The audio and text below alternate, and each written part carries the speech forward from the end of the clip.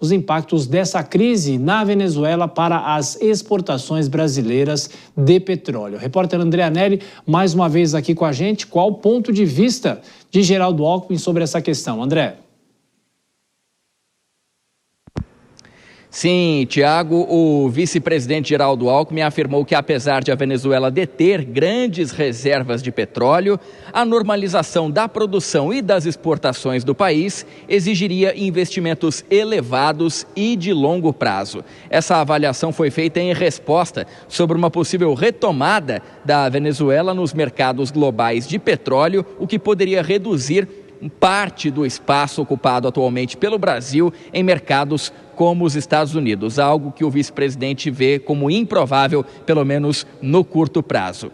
Ainda em relação ao comércio internacional, Alckmin minimizou o impacto da nova crise venezuelana nas exportações brasileiras, já que, segundo ele, o país vizinho responde por menos de 0,3% da corrente de comércio brasileira e viu a participação no PIB mundial despencar nas últimas décadas.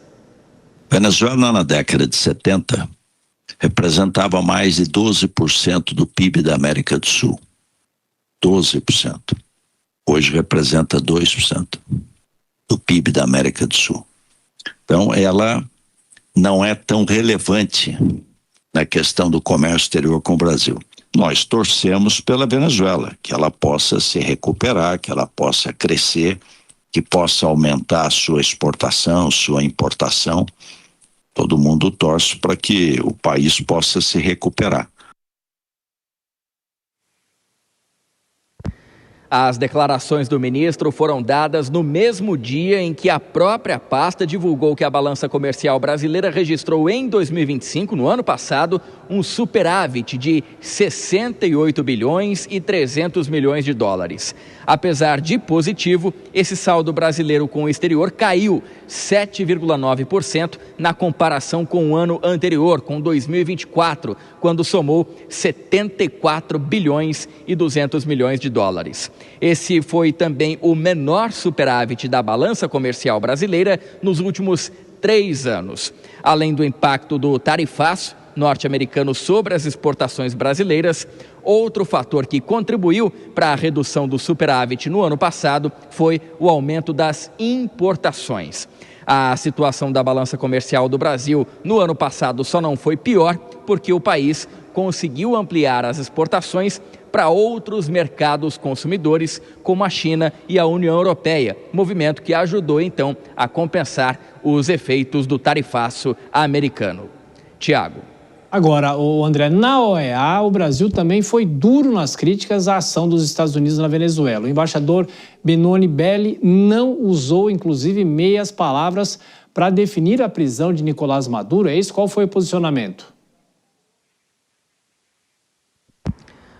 Olha, Tiago, o embaixador Benoni Belli, ele que é representante do Brasil no Conselho Permanente da Organização dos Estados Americanos, a OEA, classificou a prisão de Nicolás Maduro como um sequestro. Essa declaração faz parte do discurso dele, em que ele afirmou a posição brasileira de condenar a ação dos Estados Unidos na Venezuela.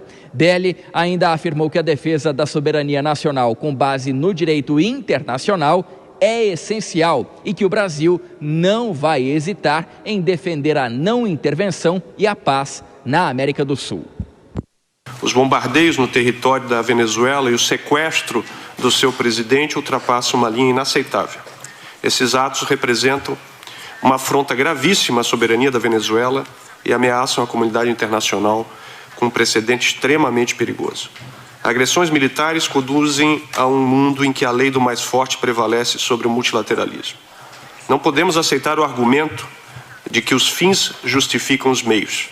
Esse raciocínio carece de legitimidade e abre a possibilidade de conferir aos mais fortes o direito de definir o que é justo ou injusto, o que é certo ou errado, e de ignorar as soberanias nacionais, ditando as decisões que devem tomar os mais fracos.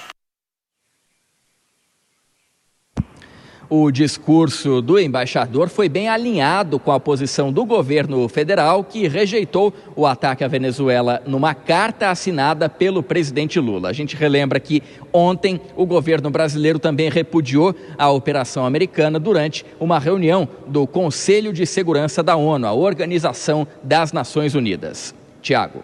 Pois é, e a diplomacia reagindo e o ministro Geraldo Alckmin, vice-presidente da República, sempre naquele tom de tentar amenizar, falando mais sobre a questão econômica do que a ação americana.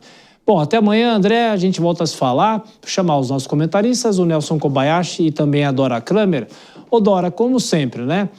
Alckmin sendo Alckmin, ele acabou falando primeiro publicamente do que o presidente Lula, mas ele foi na linha da economia, dizendo que torce para a Venezuela e que haja uma espécie de recuperação do país.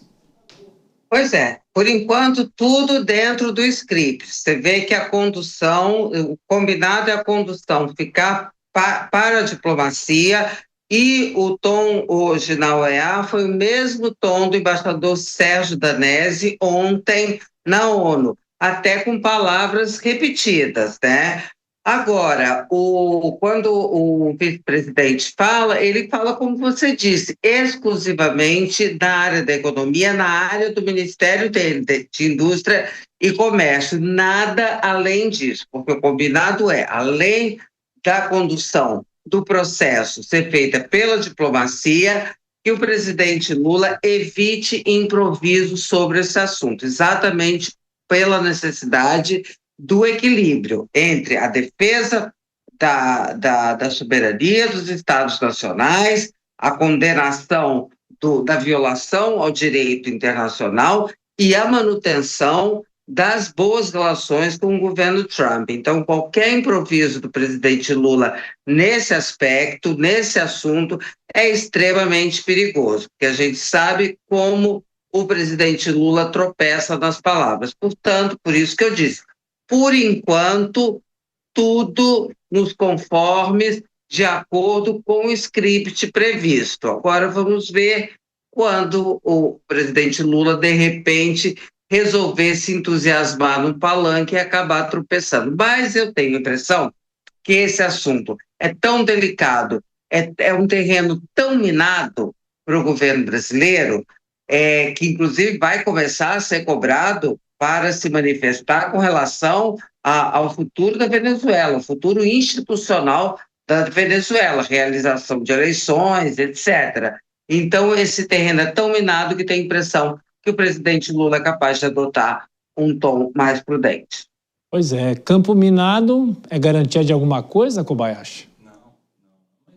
Mas era esperado, né, Tiago, que essa situação toda envolvendo a Venezuela, envolvendo aqui um país vizinho, fronteiriço... Kobayashi, se o microfone está desligado, a gente vai refazer aqui o contato e